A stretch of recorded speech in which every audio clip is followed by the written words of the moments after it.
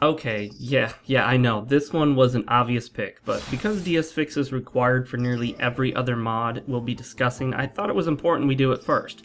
I'm Fox with FoxeoGames, and this is the Dark Souls Mod Showcase, episode number 1. The Dark Souls Mod Showcase is a series that showcases mods for the PC game Dark Souls. We'll generally cover one mod for each episode.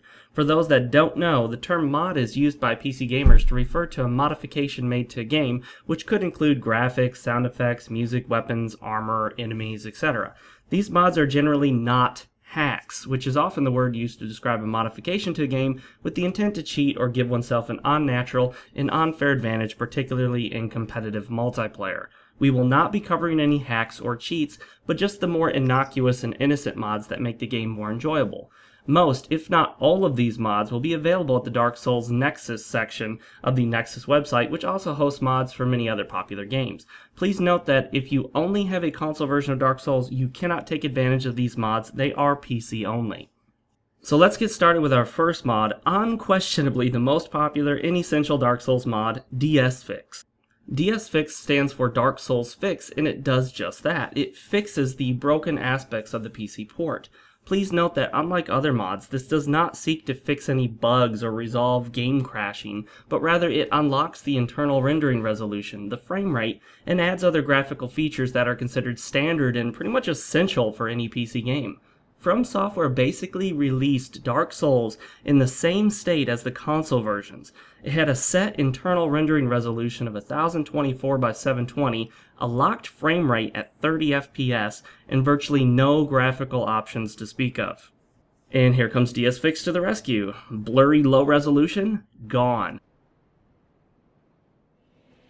Locked 30 FPS? Gone. DSFix even added better anti-aliasing and ambient occlusion.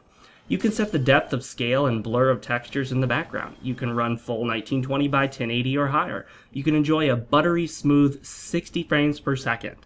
Well, if your computer is powerful enough.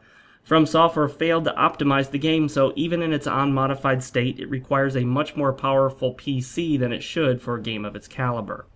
But wait, DSFix does even more than that. Through texture overriding, you can substitute your own textures for any of the in-game textures.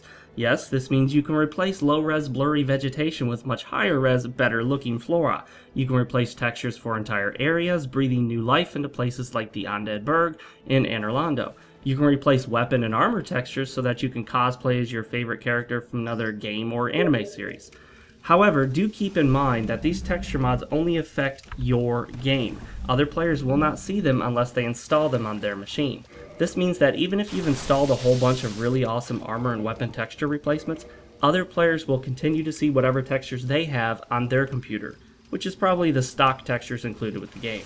You can also dump the textures, which then allows you to make your own custom graphics for the game.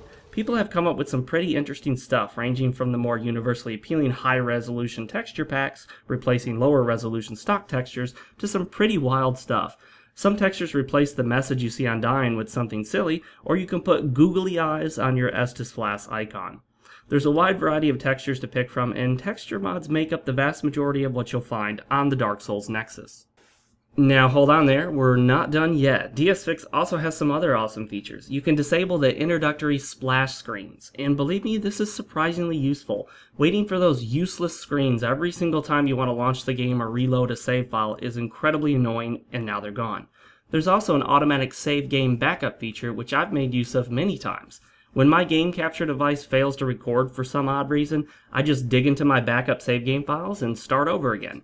Since Dark Souls autosaves, a failed capture can often mean lost gameplay footage that you can never get back, but not with this cool backup feature.